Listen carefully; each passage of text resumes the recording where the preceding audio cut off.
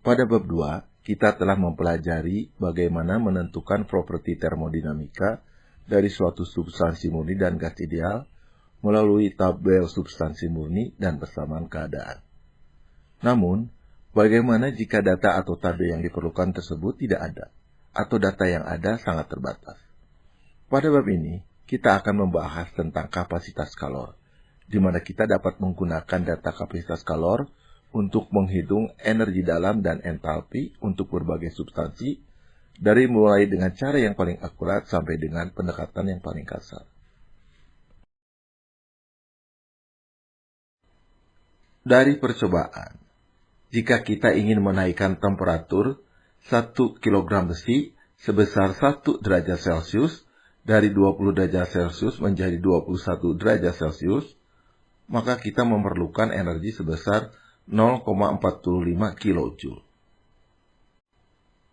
Tapi, jika kita ingin menaikkan temperatur 1 kg air sebesar 1 derajat Celcius dari 20 derajat Celcius menjadi 21 derajat Celcius, kita memerlukan energi sebesar 4,18 kJ. Sama-sama 1 kg dan sama-sama menaikkan temperatur 1 derajat dari 20 derajat Celcius menjadi 21 derajat Celcius, namun energi yang diperlukan berbeda. Apa yang menyebabkan perbedaan ini?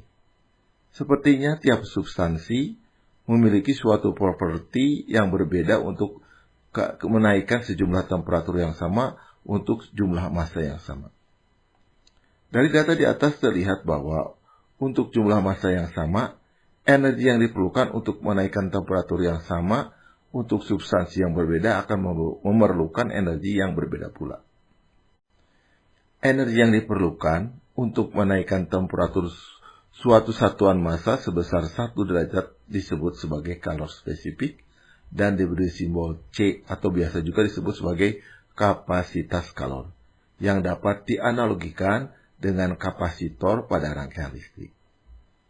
Misalnya, untuk air diperlukan energi sebesar 4,18 kJ untuk menaikkan temperatur 1 kg air sebesar 1 derajat Celcius, maka kalor spesifik air atau kapasitas kalor air adalah sebesar 4,18 kJ per kilogram derajat Celcius. Misalkan, kita ingin menaikkan temperatur 1 kg suatu substansi sebesar 1 derajat Celcius. Maka diperlukan transfer kalor Q sebesar kapasitas kalornya. Jika proses berlangsung pada tangki kokoh yang memiliki volume tetap, maka kalor spesifiknya disebut kalor spesifik pada volume konstan, yang diberi simbol C dengan subskrip V kependekan dari volume. Untuk proses volume konstan, pada sistem yang statis, maka delta energi kinetik sama dengan 0 dan delta energi potensial juga sama dengan 0. Hukum kekekalan energi menyatakan bahwa jumlah energi yang masuk dikurangi dengan jumlah energi yang keluar sama dengan perubahan energi di dalam sistem. Karena delta energi kinetik dan delta energi potensial dapat kita abaikan, maka perubahan energi sistem sama dengan perubahan energi dalam. Karena ini merupakan sistem tertutup, maka energi yang dapat keluar masuk sistem adalah dalam bentuk kalor dan kerja.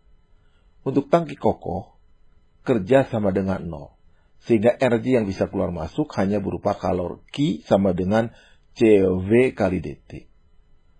Maka persamaan kekekalan energi menjadi perubahan energi dalam DU sama dengan CV kali dt seperti yang diperlihatkan pada persamaan 1 di sini. Atau CV sama dengan DU per dt pada volume konstan seperti yang diperlihatkan pada persamaan 2. Jika proses berlangsung pada device piston silinder yang memiliki tekanan konstan, maka kalor spesifiknya disebut kalor spesifik pada tekanan konstan, yang diberi simbol C dengan subskrip P, kependekan dari pressure atau tekanan. Untuk proses tekanan konstan pada sistem yang statis, maka delta energi kinetik sama dengan 0 dan delta energi potensial juga sama dengan 0. Persamaan kekekalan energi menyatakan bahwa jumlah energi yang masuk dikurangi dengan jumlah energi yang keluar sama dengan perubahan energi di dalam sistem. Karena delta energi kinetik dan delta energi potensial dapat kita abaikan, maka perubahan energi sistem sama dengan perubahan energi dalam. Pada kasus ini, energi yang keluar masuk sistem adalah kalor Q sama dengan Cp kali dt dikurangi kerja piston sebesar P kali dV. Maka persamaan kekalahan energi menjadi Cp kali dt sama dengan perubahan energi dalam du ditambah kerja piston P dV. Energi dalam U ditambah kerja piston P dV tidak lain adalah entalpi H. Sehingga dH sama dengan Cp dt seperti yang diperlihatkan pada persamaan 3.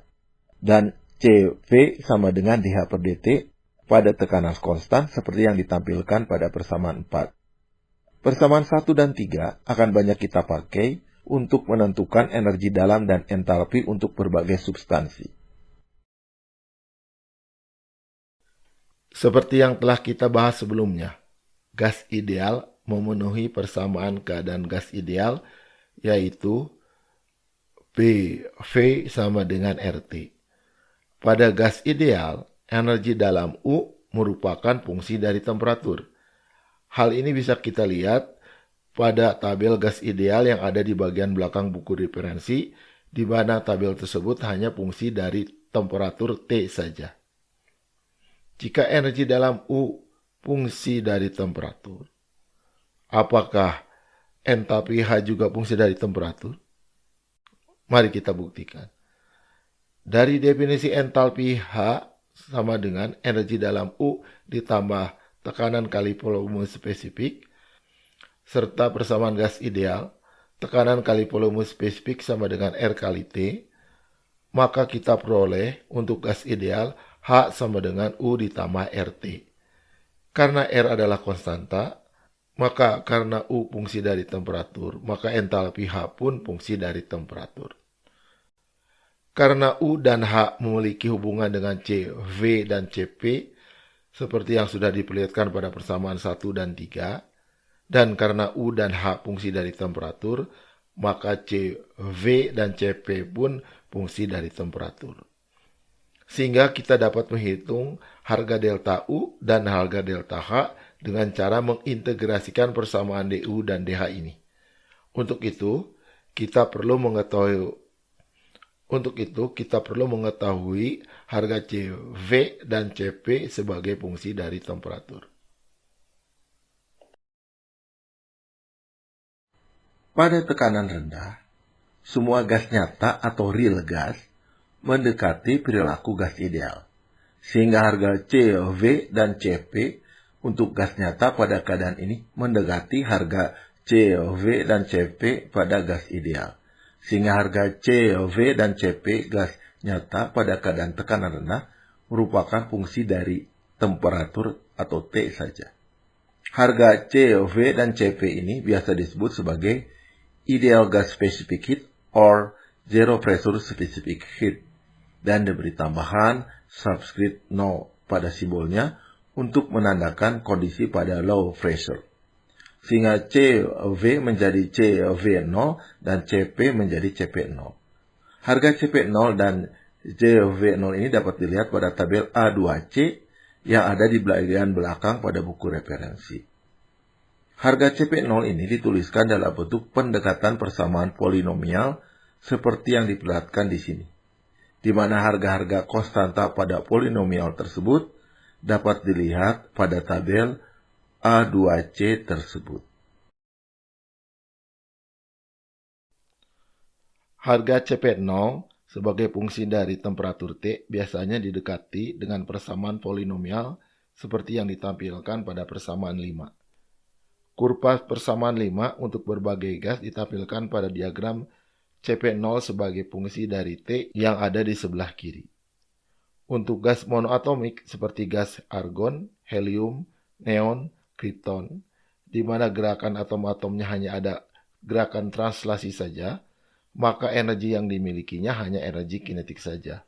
Sehingga harga kapasitas kalor tidak berubah terhadap temperatur dan harganya sama untuk semua jenis gas monoatomik. Pada kuliah termodinamika statistik, harganya bisa kita hitung secara teoritis. Untuk gas diatomik seperti gas hidrogen dan gas oksigen, karena atomnya ada dua, ada tambahan energi berupa energi vibrasi dan energi rotasi di antara kedua atom tersebut, yang merupakan fungsi dari temperatur, sehingga harga kapasitas kalornya berubah terhadap temperatur. Makin kompleks molekul gasnya, harga kapasitas kalor makin tergantung pada harga temperatur. Diagram CP0 PST di sebelah kanan merupakan pendekatan dari harga CP0 dengan menggunakan model dumbbell atau pemberat seperti ditampilkan pada slide di sebelah kanannya. Ada 3 mode di dalam model tersebut, yaitu mode translasi, mode rotasi, dan mode vibrasi. Mode translasi merupakan mode yang memiliki energi terkecil, kemudian diikuti oleh energi rotasi, dan energi vibrasi merupakan mode dengan energi terbesar. Makin kompleks struktur molekul gas, maka interaksi antara pergerakan molekul merupakan kombinasi yang rumit di antara ketiga jenis energi tersebut. Pada temperatur rendah, harga Cp ditentukan oleh mode translasi atom. Sedangkan pada temperatur menengah, harga Cp ditentukan oleh mode rotasi atom, dan pada temperatur tinggi, harga Cp ditentukan oleh mode vibrasi atom. Model kurva sebelah kanan memiliki kemiripan bentuk dengan kurva di sebelah kiri. Model ini biasanya dibahas pada kuliah termodinamika statistik. Seperti yang sudah kita bahas di slide sebelumnya, untuk gas ideal berlaku persamaan dU sama dengan CV dt, sedangkan dH adalah CP dt. Jadi harga delta U dan delta H dapat dihitung dari harga CV dan CP.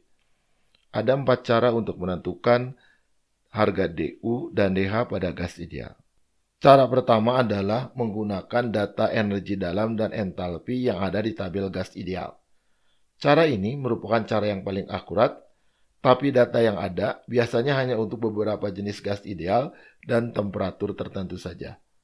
Jika data yang kita cari tidak ada, maka pilihan berikutnya adalah menggunakan data persamaan polinomial CV0 atau CP0 sebagai fungsi dari temperatur, seperti yang sudah kita tampilkan pada persamaan 1 dan 2, lalu mengintegrasikannya. Cara ini memerlukan perhitungan yang cukup memakan waktu. Tapi dengan cara ini kita masih mendapatkan harga yang sangat akurat. Jika persamaan polinomial CP0 maupun CV0 tidak ada, maka pendekatan berikutnya adalah menggunakan kalor spesifik konstan pada temperatur rata-rata. Jadi pertama-tama kita cari rata-rata dari temperatur yang ada, lalu kita cari harga CV atau CP pada temperatur tersebut, seperti digambarkan pada diagram yang ada di bawahnya ini.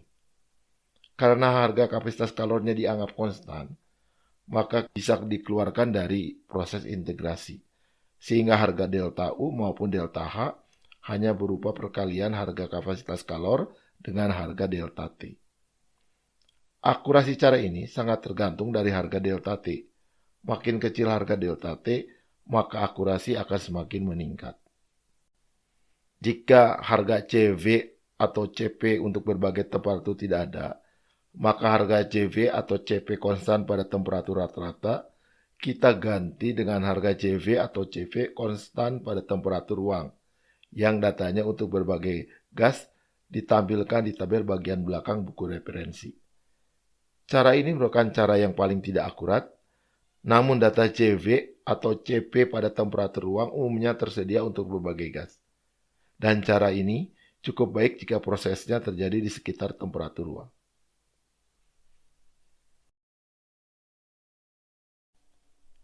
Relasi kalor spesifik gas ideal.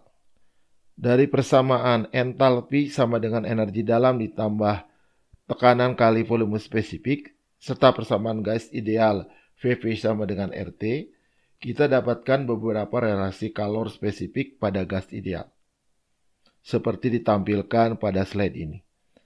Harga R sama dengan CP dikurangi CV, serta perbandingan harga CP dibagi CV sama dengan K yang merupakan rasio kalor spesifik. Harga K ini akan banyak kita gunakan pada persoalan entropi yang melibatkan gas ideal yang nanti akan kita bahas di bab 6. Energi dalam, entalpi, dan kalor spesifik zat cair dan zat padat. Zat cair dan zat padat dianggap sebagai zat yang tak terkompresi atau incompressible fluid, yaitu di mana diasumsikan volume spesifiknya konstan selama proses. Sehingga harga kapasitas kalor pada volume konstan CV sama dengan harga kapasitas kalor pada tekanan konstan CP, dan hanya ditulis sebagai kapasitas kalor C saja tanpa subskrip, seperti diperlihatkan pada persamaan 6. Sehingga perubahan energi dalam untuk zat cair dan zat padat dapat ditulis seperti pada persamaan 7, yang tidak lain sama dengan persamaan 1, hanya tidak ada subskrip saja. Jika kita asumsikan kalor spesifik konstan selama proses, sehingga integrasinya jadi lebih mudah, maka perubahan energi dalam dapat kita hitung dengan menggunakan persamaan 8.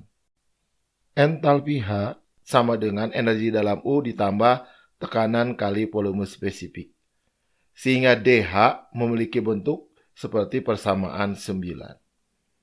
Untuk zat yang tidak terkompresi atau incompressible fluid, seperti zat cair dan zat padat, maka kita dapat menganggap zat tidak mengalami perubahan volume selama proses, sehingga persamaan perubahan entalpi menjadi persamaan 10. Jika kita asumsikan kalor spesifik konstan, maka kita dapat menggunakan persamaan 7 untuk delta U sehingga diperoleh persamaan 11. Untuk kasus zat padat, di mana perubahan volume selama proses dapat dikatakan sama dengan 0, maka persamaan entalpi berubah menjadi persamaan 12 yang memiliki bentuk yang sama dengan persamaan 7 untuk delta energi dalam. Jika kita asumsikan kalor spesifik konstan, maka kita dapat menggunakan persamaan 7 untuk delta U sehingga diperoleh persamaan 11. Untuk zat cair pada proses tekanan konstan atau delta P sama dengan 0, maka persamaan 11 berubah menjadi persamaan 13 seperti yang ditampilkan di sini. Untuk zat cair pada proses temperatur konstan atau DT sama dengan 0, maka persamaan 11 berubah menjadi persamaan 14, seperti juga yang ditampilkan di sini.